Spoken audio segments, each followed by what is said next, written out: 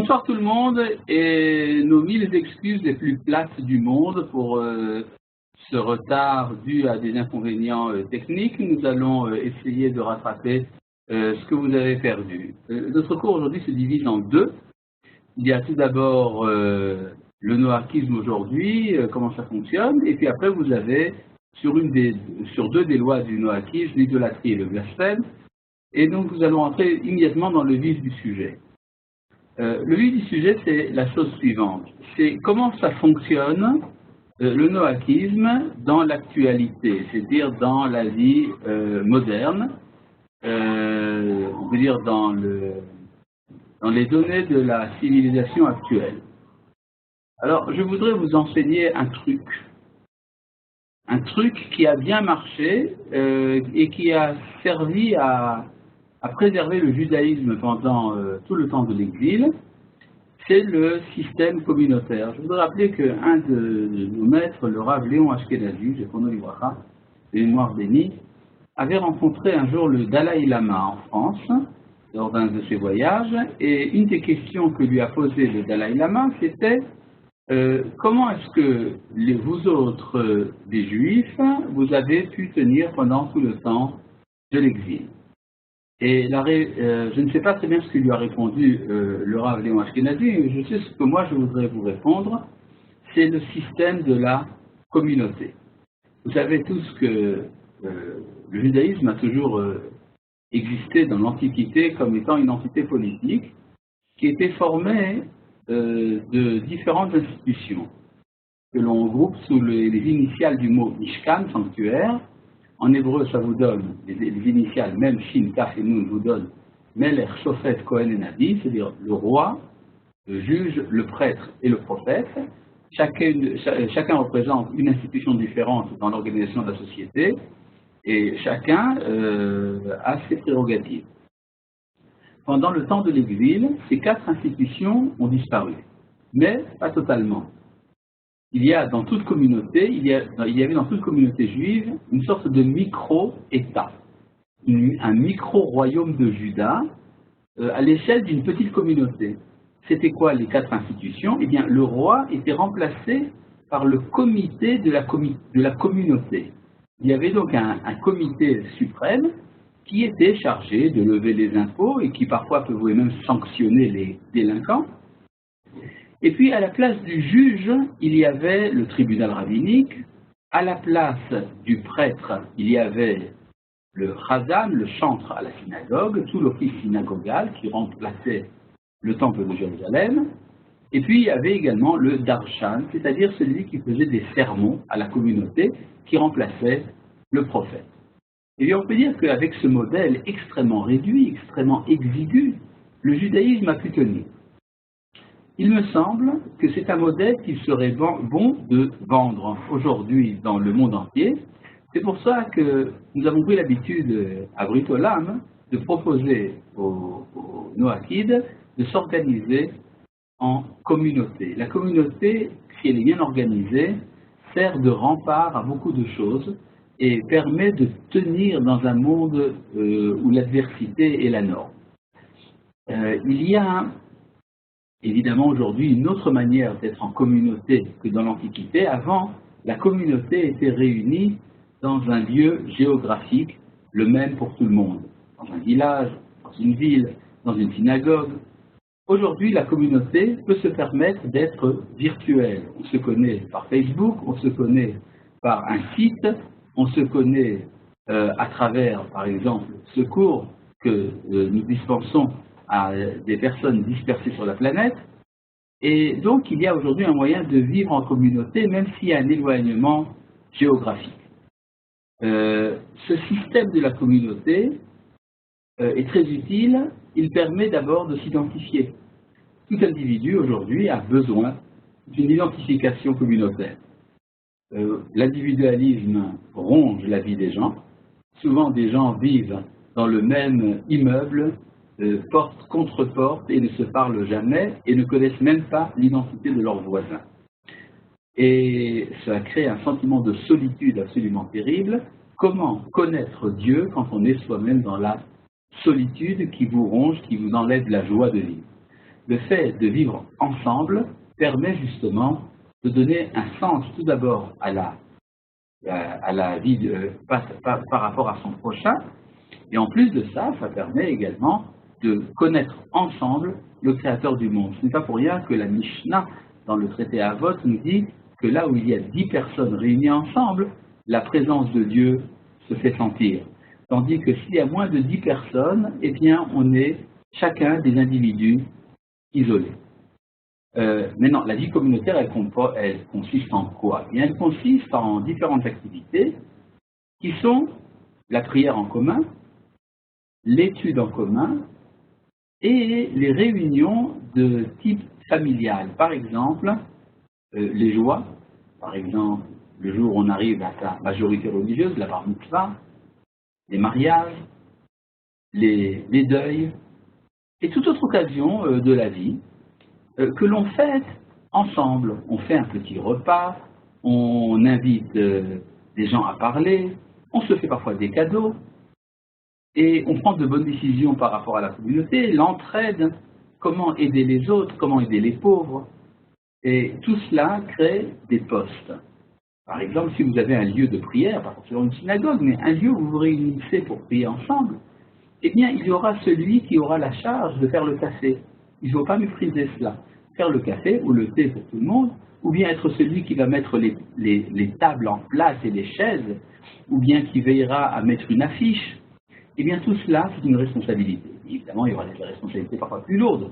La responsabilité de la caisse commune, comment payer l'électricité et comment développer plus la communauté, comment avoir des publications, comment inviter un orateur. Tout cela demande des fonctions. Il peut y avoir également une fonction d'ordre spirituel. Chez les juifs, c'est le rabbin. Chez les noachides, ça peut être tout dirigeant spirituel qui, évidemment, le mérite, qui a reçu sa formation. Et à partir de ce moment-là, ce groupe, non seulement a le sentiment d'exister, il commence à faire parler de lui. Et effectivement, aujourd'hui, nous avons des communautés noachides, indépendamment des individus, évidemment, nous avons des communautés noachides un peu partout dans le monde. Pour vous mettre un petit peu au courant de ce qui se passe, j'ai fait ici une petite liste de quelques pays, disons, où le système communautaire est assez évident. Par exemple, je pense en commençant par l'Ouest, à nos amis du Canada, qui sont formés en communauté. Il y a des communautés noachides au Québec, aussi bien à Montréal, je crois bien aussi à Québec. Il y en a également dans la partie anglophone du Canada. Nous avons également des amis aux États-Unis. Alors, les communautés noachides existent un peu partout. Il y en a même une à Hawaï, dans l'île d'Hawaï. Il y en a au Texas, à Dallas, c'est là que se trouvent une des communautés les plus importantes, vous avez certainement entendu parler. En Pennsylvanie, à Atlanta, en Floride. Et puis si je passe à l'Amérique du Sud, nous avons également des communautés au Mexique, et puis un peu partout en Amérique du Sud. Je voudrais vous donner dans les dernières nouvelles, il y a eu en Équateur, récemment, un homme d'église, un curé de sa paroisse, qui a décidé d'abandonner le christianisme et de fonder une communauté noachide. Ça s'est passé il y a 2 semaines. Il y a déjà une 50aine d'adeptes dans sa communauté. Vous en avez également en Colombie, en Argentine, au Paraguay, et j'en oublie encore. Maintenant, si nous passons un peu à l'Europe, je pense que vous n'ignorez certainement pas l'existence des communautés noachides en France. À notre joie, nous avons même 2 associations rivales, peut-être, et sans parler également d'autres groupes d'études indépendants des relations avec nous. Et puis vous avez également en Italie plusieurs communautés noachides importantes, en Hollande, à Rotterdam en particulier, en Suisse, en Pologne, en Ukraine, en Russie. En Espagne également, nous avons des groupes noachides.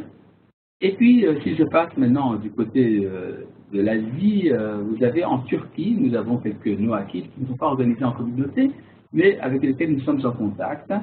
Il y a même du côté de l'Égypte quelques noachides, sans parler de ce qui se passe en Afrique noire, par exemple, en Côte d'Ivoire, au Togo. Même au Congo, nous avons eu un intérêt porté pour ce que nous faisons. Il y a également une communauté noakide importante qui s'est formée récemment en Ouganda et qui pratique couramment la circoncision et qui ont même demandé à recevoir nos instructions comment organiser la cérémonie de la circoncision. En Afrique du Sud, en particulier à Cape Town, récemment a été fondée une nouvelle communauté. À Madagascar, il y a également des Noakides dans l'île de la Réunion. Maintenant, si nous passons à l'Asie, en Inde, nous avons plusieurs groupes qui se sont formés de plusieurs familles, de dizaines de familles de Noakides, au Pakistan, en Indonésie, à Singapour, aux Philippines. Aux Philippines, c'est un phénomène assez incroyable. Nous avons une communauté de 1000 Noakides qui se sont formés. En Australie également, il y a des communautés au Japon. Enfin, donc, vous pouvez voir que cette liste est très importante et je l'ai faite de mémoire sans vraiment consulter tous nos renseignements que nous avons par rapport à ça. Donc d'abord, ça nous met un peu de chaud au cœur, ça ne fait que nous encourager à continuer dans notre voie. Et je pense qu'il est bon qu'une fois qu'une communauté s'organise, eh bien, elle prenne comme mission, justement, de devenir, c'est un mot qu'on n'aime pas tellement, mais qui existe quand même, des missionnaires du noakisme. Ce à quoi je rêve personnellement, c'est que se forme une sorte de congrès mondial du noakisme.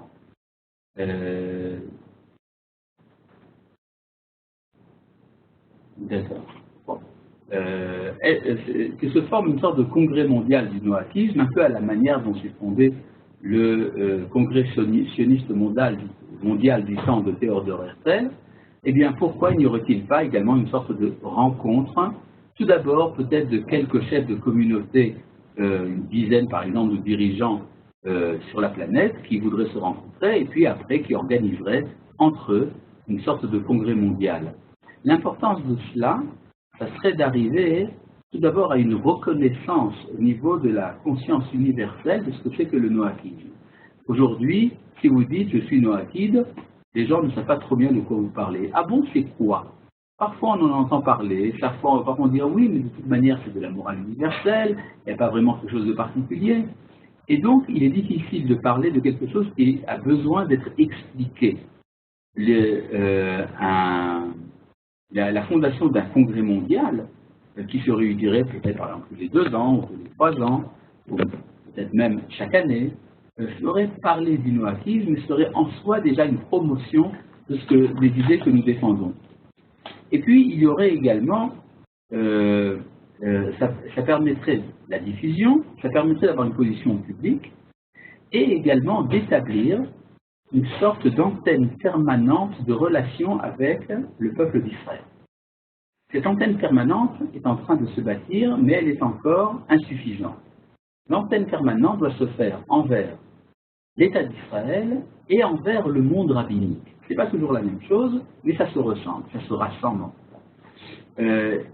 Comme vous le savez, nous faisons des efforts au niveau des responsables politiques israéliens pour qu'il y ait une reconnaissance officielle du noakisme. S'il y a un congrès mondial qui s'établit, une sorte d'organisation mondiale, sans qu'il y ait trop de statuts qui engagent tout le monde, évidemment, parce que chacun veut garder son indépendance, eh bien, le jour où il y a une sorte de statut de ce genre, eh bien, ça permet, où il y aura une sorte d'organisation mondiale, ça permettra donc aux dirigeants israéliens de prendre encore plus au sérieux notre activité. Évidemment, ça amènera également le monde rabbinique à se positionner par rapport au noakisme et à soutenir des organisations mondiales telles que par exemple Beritola, mais pas forcément seulement la nôtre. En tout cas, l'idée donc qu'il y a en permanence de ce qu'on appelle un Beddin, un tribunal pour recevoir les noakides, deviendra quelque chose de beaucoup plus sérieux et d'important. Parmi les projets du noakisme, nous saluons d'abord les idées de voyage qui se font en Israël. C'est arrivé déjà plusieurs fois qu'il y ait des groupes de noakides qui prennent l'initiative de venir visiter le pays d'Israël. Cette année, notre soukha dans notre maison de Jérusalem sera ouverte un après-midi il faudra encore déterminer pour recevoir des noachides du monde entier d'ailleurs. Nous avons déjà fait cette expérience. Nous avons reçu des noachides qui parlaient 5 langues différentes, avec 5 groupes différents de rabbins qui se sont adressés à eux et qui se sont adressés aux rabbins. Et puis, il faudra également créer à Jérusalem un centre mondial, un centre universel qui sera la maison de la rencontre des nations avec le peuple d'Israël. Et à partir du moment où ce centre existera, eh bien, ce sera le moment de créer encore d'autres centres à travers le monde entier. Donc, ce que je vous dis, mes chers amis, c'est que vous avez énormément de travail à faire. Maintenant, revenons, une fois que je vous ai fait peur, nous allons maintenant un peu revenir à la vie de tous les jours. Bon, parce que vous savez, une communauté, on a dit que de temps en temps, il y a des mariages, il y a également des deuils, il y a des naissances, il y a des bar mitzvahs, il y a parfois même des divorces, il y a des activités communautaires, mais tout cela, c'est sporadique. Qu'est-ce qui se passe tous les jours dans la vie du noachide, la vie quotidienne du noachide? Je voudrais faire, là, nous avons parlé donc de la synagogue comme étant un lieu de rencontre. Il y a également un temps de rencontre, un temps qui rythme le temps. J'entends par là le jour du Shabbat. Quand quelqu'un ne respecte pas le Shabbat, eh bien, le temps s'écoule de manière uniforme et indifférenciée. Donc, le temps n'a pas de sens. À partir du moment où vous avez un jour dans la semaine, le jour du Shabbat que vous respectez, eh bien, à partir du moment où ça se fait, eh bien, le temps est rythmé. Parce que vous avez, le dimanche devient le jour d'après le Shabbat, et le vendredi devient le jour d'avant le Shabbat. Et puis le Shabbat, évidemment, c'est le Shabbat, et puis le lundi, mardi, mercredi et jeudi, ce sont les jours intermédiaires, et donc vous avez toute une mise en place du temps qui donne un rythme. Rythmer sa vie est important. Alors, vous avez le rythme de la semaine, mais vous avez également le rythme quotidien. Il faut avoir une heure fixe pour faire sa prière, si vous faites la prière tous les jours. Il faut que ce ne soit pas parfois le matin, parfois l'après-midi, parfois le soir. Il faut se fixer à soi-même un temps, ne serait-ce que 10 minutes par jour, pendant lequel on se dit, voilà, ce temps est consacré à la prière. Tel temps est consacré à l'étude. L'étude, par exemple, ça peut ne pas être tous les jours, ça peut être une fois par semaine. Mais pendant une fois par semaine, je me réunis avec 1 ou 2 ou 3 amis et nous étudions ensemble pendant 45 minutes un texte. Et ce texte, il est fixé à l'avance. La fixité est parfois beaucoup plus importante que la quantité. Vous savez, quand des élèves qui travaillent vous disent « je n'ai pas le temps d'étudier la Torah », ce que je leur dis, ce qui est important, ce n'est pas la quantité que vous étudiez, mais que ce soit de manière fixe. Si quelqu'un me dit « tous les jours, j'étudie pendant 7 minutes la Torah », mais c'est tous les jours et pas plus, c'est extrêmement positif. Ça permet en fait de garder une alimentation permanente de Torah, même si la quantité n'est pas importante, parce qu'à la longue, 7 minutes, et encore 7 minutes, et encore 7 minutes, ben ça fait beaucoup d'études. Sans parler du fait qu'il faut également des révisions. Voilà. Je voudrais ici vous lire un texte, un petit texte, du traité de Birachot dans le Talmud de Babylone, à la page 8a, que vous avez devant les yeux, qui parle justement de l'institution de la communauté, comment une communauté se forme, et quel est le secret qui a permis au peuple juif de tenir, et que je propose, comme je vous l'ai dit, comme modèle de comportement pour les communautés noachides. Rabbi Nathan dit, nous savons-nous que Dieu ne méprise pas les prières de l'assemblée. Comme il est dit, Dieu ne méprise pas les puissants. Et les puissants là-bas, le texte en hébreu, c'est kabir, c'est-à-dire les nombreux. Ailleurs, il est dit, il me délivre et me met en sûreté, me défendant contre toute attaque, aussi nombreux soient ceux qui m'assaillent. Ce qui veut dire en fait, parce que nombreux étaient ceux qui étaient avec moi. Je prends ici la traduction telle qu'elle est entendue par le Talmud. Dieu nous dit, quiconque s'occupe d'études de Torah et d'actes de charité et prie avec l'assemblée, je le considère comme s'il m'avait racheté, moi et mes enfants, des nations du monde. Alors, il s'agit dans ce texte, évidemment, des Juifs qui, pendant le temps de l'exil, ont besoin d'être abrités dans leur forteresse. Leur forteresse, eh bien, c'est la communauté. De nos jours, les Noachides vivent un peu à la manière des Juifs. Nous sommes des enfants de Noé, nous acceptons les lois de la Torah, et puis nous sommes, disons, engloutis dans la masse. Le fait d'avoir une étude permanente, des actes de charité et de prier en assemblée, ça permet de créer une sorte de noyau vital, existentiel, qui va nous séparer du reste du monde, ce qui est nécessaire au départ pour pouvoir, après, transmettre un message. C'est pour ça d'ailleurs que vous avez dans la suite du texte, Resh Lakish dit, tout celui qui a une synagogue dans sa ville, il n'y entre pas pour prier, est appelé mauvais voisin, etc. Et de plus, il entraîne l'exil à lui-même ainsi qu'à sa descendance, comme il est dit, voici, et je vais les... Voilà. Je vais les déraciner. Des racines, très très bien, de leur pays, puis j'arracherai du milieu de la maison de Juda, merci. Ils ont dit à Rabbi Yochanan, on a dit en fait à Rabbi Yochanan, il y a des personnes âgées à Babel. Babel, c'était la communauté rivale de celle de Palestine à l'époque, c'est-à-dire ceux de la galoute, de l'exil. Et la question de Rabbi Yochanan, mais enfin, comment se fait-il qu'il y a des personnes d'âge avancé en Babylonie, alors que le verset nous dit, afin que soient prolongés vos jours et les jours de vos enfants sur la terre. La terre, il s'agit de la terre d'Israël. Ce verset, mais en dehors d'Israël, il n'y a pas de telle promesse. Ils ajoutèrent que ces personnes viennent tôt et sortent tard de la synagogue. Rabbi Yochanan répondit que c'était par ce mérite qu'ils avaient une longue vie. D'accord? Comme a dit Rabbi Yoshua ben Lévi à ses enfants, allez tôt et partez tard de la synagogue afin que vous ayez une longue vie. Donc, ce modèle qui a marché pour le peuple juif est recommandé pour nos amis. Qu'est-ce qu'il y a ici? Il y a une question? Ah, bonsoir Rav, Rav c'est moi. Quelle différence entre l'étude et la lecture d'un texte? Peut-on se servir des psaumes pour l'étude?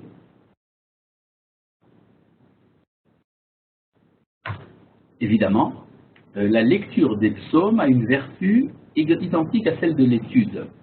C'est d'après un des Midrashim, c'était une demande expresse du roi David qui a demandé que ces psaumes soient considérés comme valables autant que toutes les études de la yeshiva.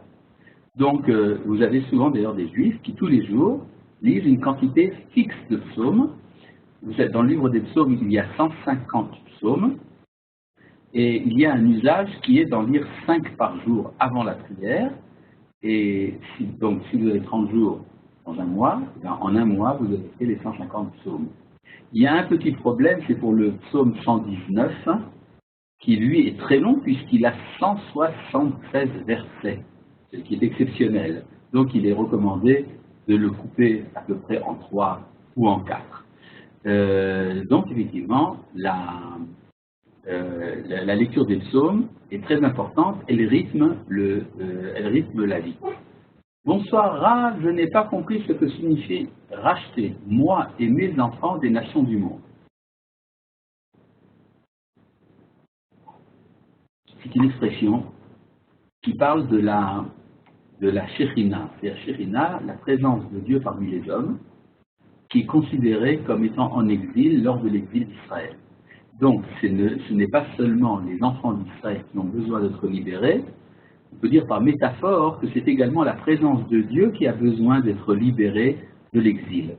Il y a dans un des versets du livre de Bereshit, lors des bénédictions données par Jacob à ses enfants avant sa mort, il dit une expression assez incroyable, L'Ishuakra kiviti Hashem, c'est ta délivrance que j'attends, éternelle. Ta délivrance, mais ta délivrance pour qui? On peut très bien lire le texte comme si c'était Dieu lui-même qui avait besoin d'être libéré avec ses enfants. Donc c'est pour ça que le texte dit que Dieu dit que quand on entre à la synagogue, qu'on fréquente la synagogue de manière permanente, eh bien c'est comme si Dieu lui-même et ses enfants étaient libérés de l'emprise de l'exil, en tout cas ne serait-ce que momentanément pendant le temps de la prière. D'ailleurs, il y a eu quelque chose d'assez incroyable. Je ne sais pas si vous avez remarqué comment se passe un office dans une synagogue en France le jour du Shabbat. Eh bien, ça prend très longtemps. Ça peut prendre 3-4 heures facilement. Si vous avez un Shabbat particulier, une bar mitzvah, où il y a eu un mariage pendant la semaine, alors vous ajoutez 1 heure de plus. Donc ça peut parfois prendre 5 heures d'affilée à la synagogue et tout le monde est content. C'est énorme. En Israël, quand ça arrive à 1h59, donc presque 2 heures, les gens commencent à bouger avec un peu d'énervement. Et c'est pas parce que les juifs d'exil sont plus religieux que ceux d'Eretz Israël, mais c'est pour une raison tout à fait différente. Les juifs se sentent chez eux, en Eretz Israël donc, à la synagogue. Dès qu'un juif sort de la synagogue, il n'est plus chez lui. Et donc, il veut rester le plus longtemps dans sa maison. En Eretz Israël, par contre, eh bien, nous sommes tous en Eretz Israël. C'est Eretz Israël même en dehors de la synagogue. Donc, on n'est pas intéressé particulièrement à s'attarder à la synagogue. La vie profane est également sanctifiée. Donc, vous comprenez à quel point la synagogue a représenté pendant très longtemps une sorte de refuge. À partir du moment où on a un refuge, eh bien, on peut facilement devenir une source d'illumination pour les autres. Si vous n'avez pas de questions, je pense que nous allons nous arrêter maintenant pour 2-3 minutes et recommencer, et après passer à au deuxième volet de cette soirée. À bientôt. נתן, אנחנו עוצרים ל2 דקות. אוקיי.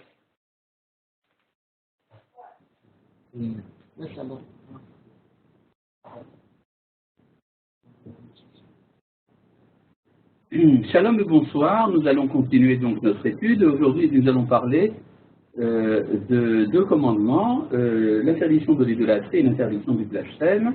Je voudrais tout d'abord répondre à une question qui nous est envoyée en chat tout à l'heure. Merci pour ce cours. S'agit-il donc pour nous autres Noakides de fréquenter synagogue et yeshivot ou devons-nous créer nos propres lieux de culte Noakides? Dans ce cas, comment être sûr de faire les choses comme il se doit et sous quelle autorité? Et je viens vers vous, deuxième question, pour savoir si l'e-book Lucido est de nouveau disponible sur le site. La réponse est oui. Maintenant, pour ce qui est des lieux de culte Noakides, il est évident que les Noakides ont besoin d'une certaine autonomie et n'ont pas besoin d'être en permanence dans la fréquentation des yeshivot et des synagogues, bien qu'ils sont acceptés avec joie, je l'espère, dans ces différents lieux, mais l'étude en général et la prière est adaptée aux nécessités, aux sensibilités particulières des Juifs, et donc le Noakide peut se sentir quelque peu déplacé.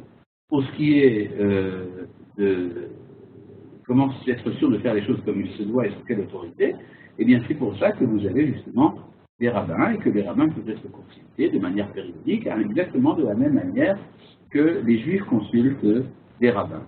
Et nous espérons que par la suite seront formés de plus en plus de Noakides qui seront aptes à transmettre un enseignement valable sans peur d'une éventuelle déviation qu'à Dieu ne plaît. Voilà.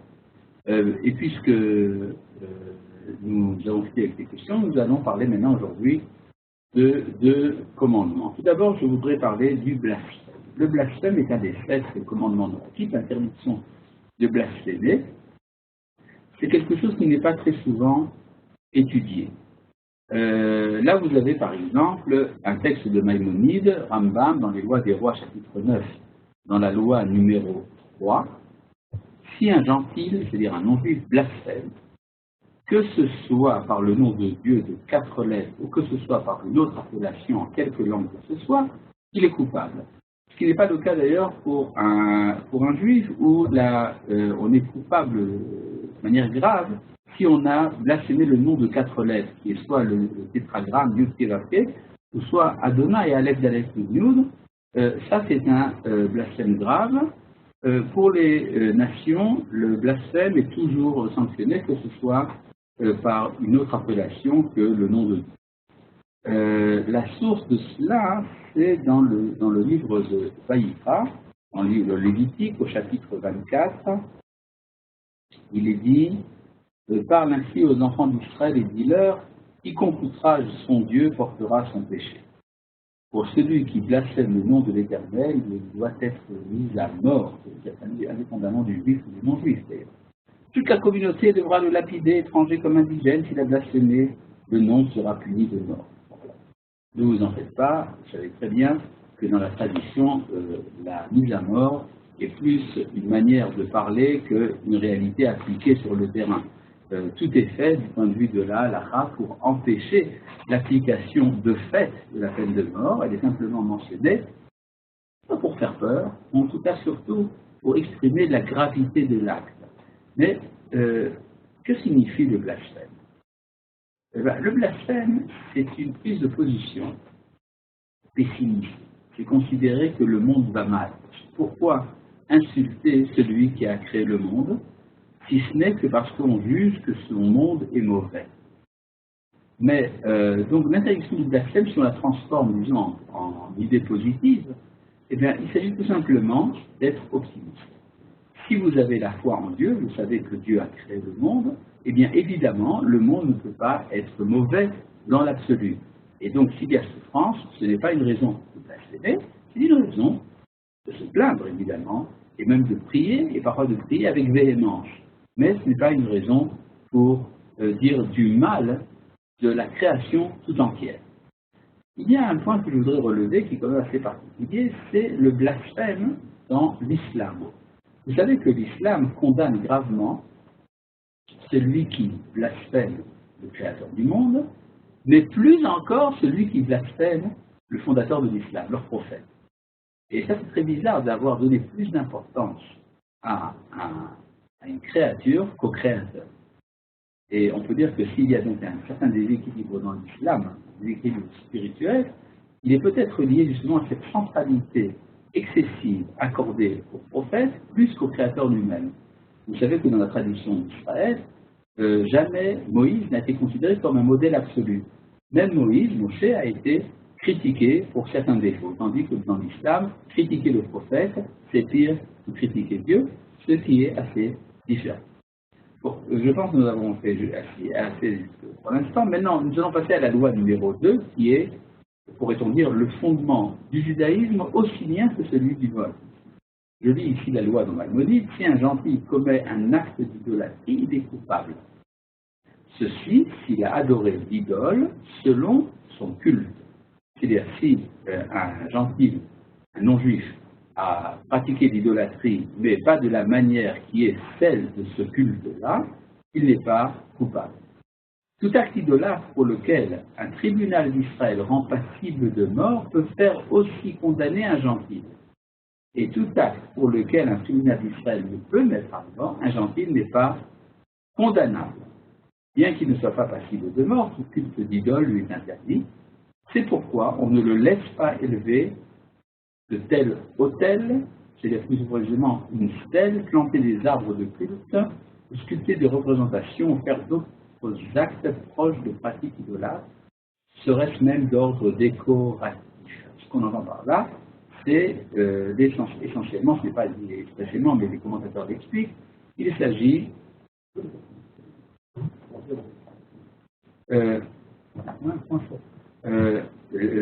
essentiellement de la sculpture d'un corps humain tout entier. C'est par exemple un buste simplement, ou bien une statue dans laquelle l'ensemble du corps ne serait pas représenté, n'est pas interdite. Évidemment, il s'agit d'une statue qui n'est pas une statue humaine qui n'est pas sujet d'un culte. Sujet d'un culte, même si c'est un lion ou un poisson même, à partir du moment où c'est adoré, c'est interdit, et ça fait partie donc de l'idolâtrie. Mais il y a un sujet qui n'est pas souvent, enfin qui parfois est évoqué et qui pose problème. Qu'en est-il de ce qu'on appelle l'association? Vous savez que dans la foi chrétienne, un être humain est associé à Dieu et on lui rend un culte. Est-ce que cela est interdit au Noachide ou non? Alors, tout d'abord, je vais vous faire gracieusement par des différentes opinions qui ont été formulées chez les rabbins eux-mêmes à ce propos. Pour Maïmonide, il est évident que l'association est formellement interdite parce que si elle est interdite pour les enfants d'Israël, elle est interdite pour le monde entier. Ça, c'est donc le problème. Donc, de ce point de vue-là, le christianisme, en tout cas, dans la façon qu'il a d'associer une créature au culte qui, en principe, ne devrait être donné qu'à Dieu seul, eh bien, donc, le christianisme est condamnable. Cependant, nous avons, parallèlement à l'opinion de Maïmonide, nous avons l'opinion des tosafistes dans le traité d'Avodah Zarah, les tosafot, comme on les appelle, qui sont de la famille de Rashi, qui disent que le culte par association n'est pas interdit aux Noachides. Et ce débat continue dans les générations plus tardives, et on peut dire d'une certaine manière qu'il n'est pas tranché jusqu'à ce jour dans les autorités rabbiniques. Certaines autorités rabbiniques admettent de manière absolue l'opinion de Maïmonide, et d'autres sont plus coulants, pourrait-on dire. Ils sont plus faciles par rapport à ça et admettent l'opinion des tosafistes. Bien que la manière de comprendre ce qu'on dit les tosafistes est déjà sujette à controverse. Certains disent que l'interdiction n'est simplement, non pas qu'il serait permis de servir par association, de rendre un culte par association, mais uniquement l'interdiction serait de prêter un serment. C'est-à-dire, ce qui serait autorisé, c'est de prêter un serment au nom d'un saint. Par exemple, alors que chez les Juifs, il est interdit de prêter un serment au nom de quelqu'un d'autre que Dieu, ça serait autorisé au Noachid, mais non pas de rendre un culte. Quoi qu'il en soit, il y a une sorte de tolérance de fait. C'est-à-dire, alors que personne chez les Juifs n'encourage le culte chrétien, évidemment, mais il y a parfois une tolérance de fait qui fait qu'il y a une certaine facilité accordée au christianisme qu'il est difficile de fonder du point de vue de la halakha, mais qui existe de fait. Et là, je voudrais rentrer un peu plus dans la profondeur de la chose. Vous savez que les prophètes se sont adressés très souvent aux nations.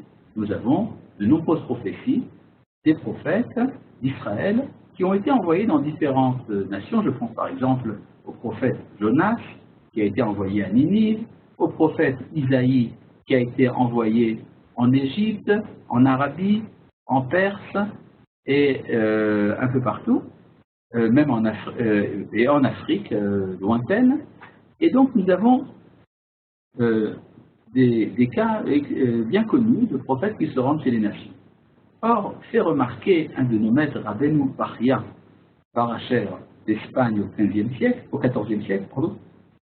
que jamais nous n'avons vu les prophètes faire des remontrances aux nations à propos de l'idolâtrie qu'elles pratiquent. Mais les remontrances portaient sur d'autres choses, le vol, la débauche, la violence et l'infidélité, et tant d'autres choses. Mais jamais les prophètes n'ont dit aux nations, vous ne devriez pas pratiquer l'idolâtrie.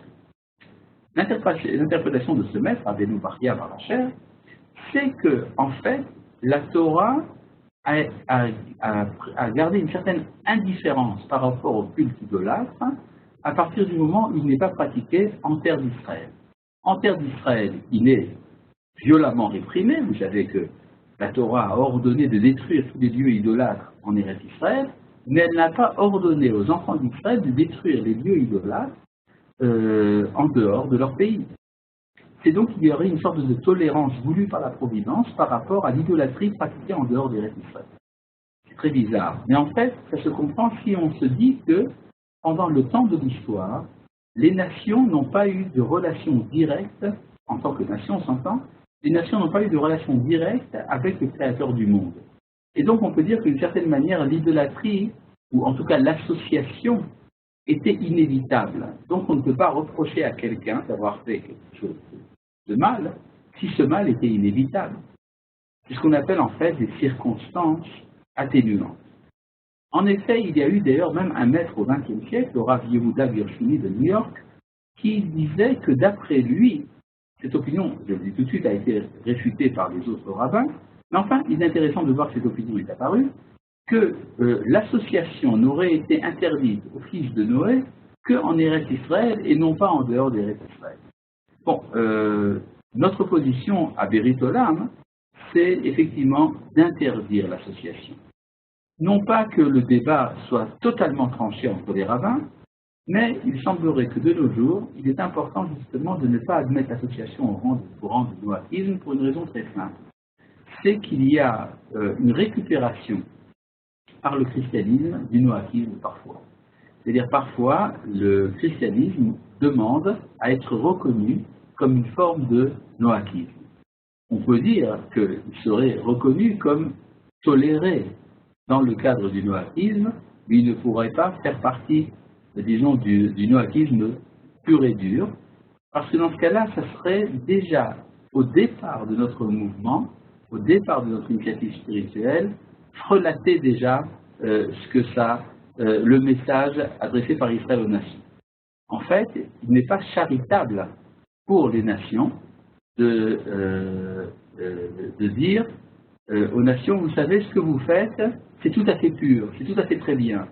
Et jusqu'à là, on les priverait de la connaissance directe et véritable du Créateur du monde. Je veux dire ici une nouvelle question. Isaïe a parlé à ces pays ou alors a-t-il dû se rendre là-bas? D'après le texte d'Isaïe, il semblerait que Isaïe lui-même soit parti en tout cas dans une partie de ces pays. Il n'est pas impossible qu'il ait rencontré également des représentants de ces nations, mais nous avons également, enfin il ressort très fortement que Isaïe s'est rendu effectivement, par exemple, en Afrique. Ça ressort tout à fait du texte. Maintenant, pour revenir au problème de l'idolâtrie, il y a un texte intéressant dans le Talmud, dans le traité de Choulin. Ah, vous avez écrit « Ok », c'est vrai, c'est très bien, « Ok ». En fait, vous savez que « Ok », ça vient de « All right ». Je reviens donc à l'idée, il y a un texte dans le traité de Choulin qui dit que les idolâtres de nos jours ne sont plus vraiment idolâtres. Ils ne font que continuer les traditions de leurs ancêtres. Et on peut dire que c'est par habitude, par inertie, que l'idolâtrie continue à être pratiquée, mais elle n'est plus ce qu'elle était. Dans quel sens? Eh bien, il fut un temps où l'idolâtrie était vivante. Ça veut dire que les idolâtres n'étaient pas simplement des fous, n'étaient pas simplement des primitifs, mais bien au contraire. Ils avaient un sentiment extrêmement développé de la présence de Dieu à travers la nature. Et donc le fait qu'ils aient divinisé les astres, qu'ils aient divinisé les forces de la nature, qu'ils aient divinisé la vie intérieure, l'amour et la guerre et la haine et la joie et tout cela, eh bien tout cela venait justement d'une sensibilité très très forte par rapport au divin. Or cela était possible au temps où la présence de Dieu était sur terre, ce qu'on appelle en hébreu la Shekhinah. Tandis que de nos jours, une fois qu'il y a eu cessation de la prophétie, il y a une sorte de, on pourrait dire, de vide qui s'est créé, un vide de Dieu qui s'est créé dans le monde, et donc l'idée du divin est devenue quelque chose d'assez abstrait et quelque chose qui est mal compris par les hommes. Ce qui fait que lorsqu'on continue des traditions idolâtres, comme le faisaient par exemple les Romains et les Grecs dans la basse Antiquité, en fait, ils ne faisaient que continuer une tradition culturelle qui est devenue une sorte de cultuel, mais qui n'était pas vraiment ce que représentait l'idolâtrie à sa haute époque, je pense à l'époque des Égyptiens, à l'époque des Babyloniens et des Assyriens. Tout cela a disparu. Et donc, on peut dire que c'est également une raison supplémentaire de la tolérance relative par rapport aux cultes étrangers. Quid des Juifs qui pensent que la connexion à Hachem n'est possible qu'en passant par un tzaddik décédé? Ah, là aussi, vous avez un problème. Le risque d'idolâtrie, quand vous parlez d'un culte de personnalité qui passe par une personne surtout décédée, effectivement, le risque d'idolâtrie existe, mais toujours, il y a une prudence, une sorte de prudence de la part même de ce genre de cercle, qui considère qu'il ne faut pas adresser de prière ou surtout pas rendre un culte à la personne à laquelle on s'attache. Parfois, on se dit qu'on s'attache à une personne décédée par son enseignement, par l'illumination, par la trace qu'il a laissée dans le monde. Alors évidemment, ça peut glisser, mais ne vous en faites pas. En général, j'espère, les Juifs sont prudents par rapport à ça. Je voudrais vous faire part ici d'une curiosité. Attendez. Pourtant, Rav, le christianisme, après le concile de Nicée, est devenu un mix entre le judaïsme et les anciens rites idolâtres. Évidemment, c'est la raison pour laquelle le christianisme est condamné par la tradition juive. Simplement, nous parlons non pas tellement du christianisme que des chrétiens. Je pense qu'il y a une différence fondamentale entre le dogme chrétien, qui est franchement, disons, idolâtre, et la réalité existentielle du chrétien, qui en général se pose des questions, ou qui préfère en tout cas ne pas trop bien connaître son dogme, ou préfère en tout cas ne pas trop s'identifier à son dogme. Donc on pourrait dire qu'il y aurait une différence entre le clergé, et, si vous voulez, les autorités ecclésiastiques, et le chrétien de tous les jours, qui, on pourrait se demander ce qu'il pense véritablement de sa tradition. Je voudrais vous faire part d'une curiosité quand même littéraire assez intéressante qu'on trouve dans le livre de Flavius Joseph. Flavius Joseph, comme vous le savez, vivait dans la dernière génération du Deuxième Temple. Et il avait des débats avec des antisémites. Les antisémites de l'époque, il y avait un prêtre idolâtre à Alexandrie d'Égypte du nom de Appion, et qui a lancé des accusations très graves contre le judaïsme, et Flavius Joseph a écrit un livre qui s'appelle, en latin, Contra Appio, en français, Contre Appion. C'est le premier livre d'apologie du judaïsme. C'est un petit livre, mais passionnant, ça vaut la peine d'être lu, parce qu'en plus de ça, c'est écrit par quelqu'un qui a été témoin, un des derniers témoins du Temple de Jérusalem, qui a lui-même exercé des fonctions sacerdotale dans le temple, qui a participé à la révolte contre les Romains et qui amène d'ailleurs une vision d'ensemble de l'histoire. Et dans ce livre Contre Appion, il répond un après l'autre à tous les arguments antisémites de ce prêtre, et il répond à une accusation qui va vous sembler un peu bizarre. Appion dit que les Juifs méprisent tout ce qui est sacré, parce qu'ils refusent de rendre des honneurs aux dieux des nations. Et même, ils refusent de rendre un honneur de culte à l'empereur romain. Donc, les Juifs sont méprisants des choses sacrées. Parce que vous savez que considérer que le Dieu d'Israël, c'est le seul qui mérite un culte, c'est quelque chose de pratiquement inconcevable pour un homme de l'Antiquité, un homme cultivé dans l'Antiquité, qui voyait en cela une forme d'intolérance grave, et qui disait d'ailleurs, les Juifs étaient souvent accusés même d'athéisme. Ils disaient, si les Juifs n'ont pas d'idole, n'ont pas de représentation de leur Dieu, ça veut donc dire qu'ils ne croient pas en l'existence de Dieu, ce sont des athées. En tout cas, ce que répond Flavius Joseph est extrêmement intéressant. Il répond en deux volets. Tout d'abord, il dit, comment est-ce que vous, les nations, vous dites que nous blasphémons vos dieux, que nous insultons vos dieux, alors que la Torah elle-même nous a interdit de blasphémer les dieux des nations. C'est bizarre ce texte. Où est-ce que Flavius Joseph a été chercher tout ça? Eh bien, c'est probablement sa manière à lui de lire un verset dans le livre de Shemot, au chapitre 23, qui dit « Elohim lotekalel » tu ne blasphémeras pas, tu n'insulteras pas Elohim. Or, Elohim, dans la tradition rabbinique, ça signifie le juge, mais ça peut vouloir dire également les dieux. Mais après, il rajoute un deuxième volet qui est encore plus surprenant. Il dit, mais enfin, comment est-ce que vous voulez, vous autres, les Romains et les Grecs, que nous ne nous moquions pas de vos divinités, alors que vous racontez de telles bêtises tellement humiliantes sur vos propres dieux? Et alors, il amène une quinzaine de récits de la mythologie grecque et romaine, dans lesquels les dieux sont représentés de manière ridicule. Alors, dit Flavius Joseph, si vous ridiculisez vos propres dieux, pourquoi est-ce qu'on n'en rirait pas non plus? Or, d'un point de vue talmudique, ce genre d'argument est absolument incroyable. Si la Torah a interdit de faire quelque chose, si par exemple la Torah avait véritablement interdit d'insulter les dieux des nations, alors dans ce cas-là, pourquoi est-ce qu'on se le permettrait parce que les goïms le font? Mais en vérité, il faut bien comprendre une chose, c'est que Flavius Joseph a compris quelque chose qui est enseigné par les kabbalistes, c'est qu'il y a eu deux niveaux d'idolâtrie dans l'histoire. Il y a eu un premier niveau qu'on appelle Avoda Zara, et le deuxième qu'on appelle Avodat Elohim. La Avoda Zara, c'est-à-dire le culte étranger. Mais le culte étranger, à l'origine, n'est autre que le culte de Dieu lui-même. Mais il est pratiqué de manière étrangère. Et donc on peut dire qu'à l'origine, la Avoda Zara n'était pas quelque chose de si grave que ça. La Avoda Zara, c'était une manière étrangère à celle des Hébreux d'honorer le maître du monde. Et donc c'est ça en fait que dit Flavius Joseph quand il dit que la Torah nous a interdit d'insulter les dieux des nations, c'est parce que les dieux des nations à l'origine, c'est effectivement Dieu lui-même. Tandis que dans l'histoire, c'est ça qu'il explique par ces récits de mythologie, eh bien, ce qui s'est passé, c'est que la Avoda Zara est rentrée en décadence, elle est devenue du paganisme.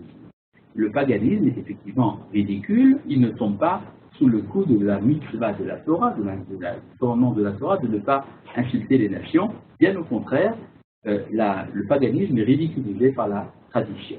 Tout cela, si vous voulez, c'est en corollaire des deux thèmes dont nous avons parlé ce soir, qui sont à la fois l'idolâtrie et le blasphème. Aurait-il encore des questions? Ah, Ita est intéressé à poser une question. Il n'est pas inscrit au cours, mais nous allons avoir une tolérance envers Ita. J'aurais voulu demander sur la formulation négative des commandements. Je crois que contrairement à d'autres mouvements qui essaient de vendre les 7 commandements sur leur formulation positive, comme croire en Dieu et respecter Dieu par rapport au blasphème, il n'y a aucun doute que la formulation négative a tout son sens et est une première étape absolument nécessaire pour le noachide. Maintenant, une fois que cette étape est respectée, comment est-ce que le noachide peut avancer dans ces mêmes commandements? Intéressant. Je reprends ici la question d'Itaï qui est riche de sens. La question d'Itaï, c'est le fait que les commandements noachides, comme vous le savez, sont formulés essentiellement de manière négative. C'est-à-dire que ce que la manière dont c'est formulé, c'est ce qu'un noachide ne doit pas faire. Par exemple, il ne doit pas pratiquer l'idolâtrie. Or, nous avons vu, par exemple, que certains ont préféré formuler l'interdiction de l'idolâtrie comme croire en Dieu. Ne pas blasphémer, respecter Dieu. Ne pas tuer, respecter la vie, etc. Pourquoi justement se cantonner dans une formulation qui est purement négative? La réponse, à mon avis la plus profonde, c'est que c'est justement la tolérance pure. C'est-à-dire qu'à dessein, la tradition d'Israël n'a pas voulu donner une définition positive pour laisser le champ libre à l'élaboration de toute une Torah chez les nations. Évidemment, on peut, pour commencer donc ce travail positif, accepter la proposition d'Itaï, qui est de traduire en termes positifs ce qui est négatif. Par exemple, ne pas tuer, eh bien on pourrait dire, tout ce qui encourage la vie ferait partie de cela. Donc avoir des enfants, par exemple, veiller au bien-être des gens, tout cela ferait partie de cela. Mais je pense qu'il faut justement avoir la conscience du fait qu'il y a une tolérance profonde, justement, dans l'idée même d'élection d'Israël. C'est, je crois, le philosophe Emmanuel Levinas qui disait que l'idée d'un peuple élu, c'est justement le fondement de la tolérance. Parce que s'il y a un peuple élu parmi les nations, ça veut dire qu'il prend sur lui le travail de l'élection et qu'il laisse le champ libre à tout le monde. Et donc, je pense qu'il faut justement être reconnaissant pour la tradition d'Israël d'avoir formulé les lois noachides de manière négative. Le peuple d'Israël a enseigné au noachide l'unicité de Dieu, par exemple. Oui, alors, évidemment, après, ça devient l'unicité de Dieu et tout le reste. Mais vous savez qu'à chaque fois qu'il y a eu un intérêt porté par les nations pour la Torah, c'est à chaque fois, mais souvent, c'est tombé dans le paganisme, justement. Et donc, il faut garder une certaine pureté, une certaine limpidité de l'enseignement qui, justement, est préservée du fait du refus, de la négativité. Par exemple, il y a un texte dans le Talmud très intéressant qui dit « Celui qui nie l'idolâtrie est appelé Yehudi, ce qui veut dire juif, judéen. Parce que juif Yehudi, ça veut dire celui qui reconnaît. Et souvent, disons, la connaissance par la négation est beaucoup plus proche de la vérité que la définition positive. Par exemple, nous avons un de nos plus grands maîtres, Maïmonide, nous parlons souvent ici, dans le Guide des Égarés, qui explique que celui qui veut véritablement connaître le Créateur doit surtout savoir ce qu'il n'est pas. Et quand on sait ce que Dieu n'est pas, c'est alors qu'on commence à comprendre qui il est véritablement. Et même par exemple pour le Shabbat. Le Shabbat est un jour où on ne fait rien. Et alors quelle est la définition positive du Shabbat? Eh bien c'est justement en ne faisant rien que l'on commence à savoir ce qu'est véritablement le Shabbat. Je pense que ça nous entraînerait donc dans de nombreuses considérations. Je pense que